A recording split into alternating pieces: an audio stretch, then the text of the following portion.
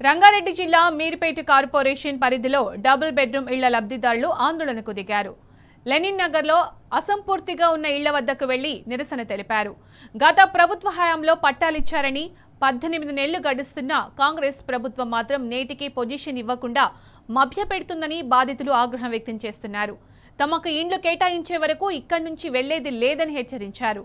అసంపూర్తిగా ఉన్న double bedroom ఇళ్లలోకి అక్రమంగా చొరబడిన వారి నుంచి డబ్బులు తీసుకుని ఆ ఇళ్లను అక్రమార్కులకు కేటాయించి లబ్ధిదారులకు అన్యాయం చేస్తున్నారని మండిపడుతున్నారు. కాంగ్రెస్ ప్రభుత్వంపై మాకు నమ్మకం లేదని బాధిత మహిళలు అంటున్నారు.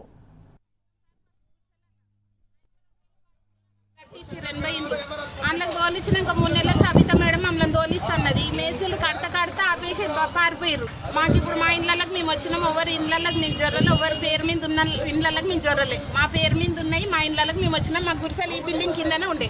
ఇది గూలగొట్టేసేయరు, మేము గురిసెలు వేసుకుంటాం. మాకు బిల్డింగ్ వద్దు. వాళ్ళని గుల్డోర పెట్టి ఇది గూలగొట్టిపిచ్చేయమను. మా గురిసెలు మేము వేసుకొని ఉంటాం ఫస్ట్ లాగా.